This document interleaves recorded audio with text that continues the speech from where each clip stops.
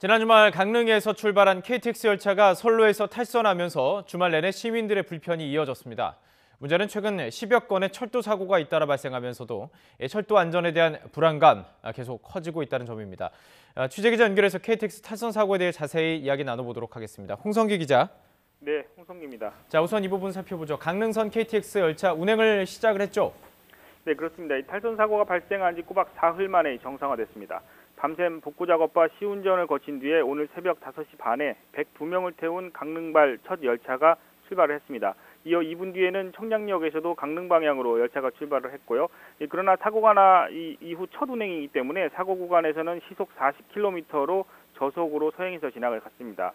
지난 8일 오전이죠. 7시 30분에 승객 198명을 태우고 강릉역을 출발한 KTX 열차는 5분 만에 강릉시 운산동에서 탈선을 했습니다.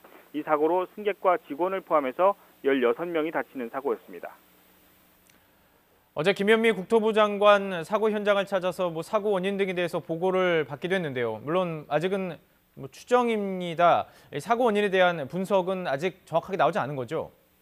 네, 그렇습니다. 일단 KTX 사고와 관련해서 코레일 측의 추정인데요. 열차의 궤도를 바꿔주는 역할을 하는 장치를 선로 전환기라고 합니다. 이 코레일 측은 이 선로 전환기를 열차의 운행 방향에 따라서 좌우측으로 움직일 수 있도록 신호를 보내는 회로 연결 불량을 그 원인으로 추정을 하고 있습니다. 이 그래픽을 보면서 설명을 좀 드릴 텐데요. 이 그래픽을 보시면 오른쪽에는 서울 방향, 왼쪽이 남 강릉역 차량기지 방향입니다. 이 사고가 일어나기 직전에 강릉역과 코레일 관제센터에 이상 신호가 포착된 건 차량기지 쪽인 21A 선로였습니다. 하지만 코레일 직원들이 현장 점검을 벌여보니까 이상이 없었다는 겁니다. 정작 문제는 오류가 감지되지 않았던 서울 방향, 즉 21B 선로에 있었습니다. 오류를 감지하지 못하고 열차가 진입해서 탈선이 발생했다는 건데요. 정리하자면 코레일이 추정한 KTX 탈선의 원인은 사고 지점에 설치된 두 선로의 전환기가 서로 뒤바뀐 정보를 인식해서 잘못된 신호를 전달했고, 이 잘못된 신호를 받은 열차가 문제가 있는 선로로 진행을 했기 때문이라는 겁니다.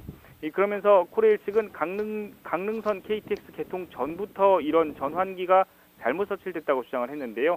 하지만 철도시설을 구축한 철도시설공단에서는 지난 1년 동안 아무런 문제가 없이 운행이 됐다면서 그 사이에 철도 선로 유지와 보수의 문제를 제기했습니다. 이 때문에 이 코레일과 철도시설공단 간의 책임 공방도 이어질 것으로 보입니다.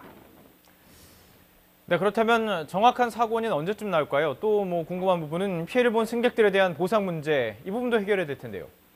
네, 일단 우선 정확한 사고 원인은 현재 항공철도사고조사위원회에서 정밀 검사를 진행 중인데요. 과거 철도 사고 등의 사례를 종합해서 보면 정확한 사고 원인은 정밀 검사 등을 거친 뒤에 약 두세 달 뒤에나 밝혀질 것으로 보입니다.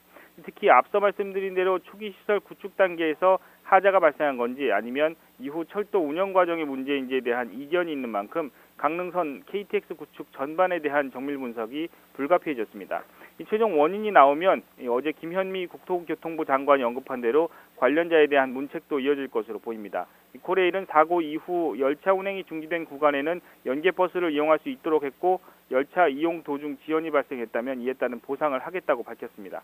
코레일 관계자는 치료비와 기차표 환불 등과 별개로 사고 당시 승객 개별 피해 보상 요구에 대비하고 있다고도 말했습니다. 지금까지 경제부에서 전해드렸습니다.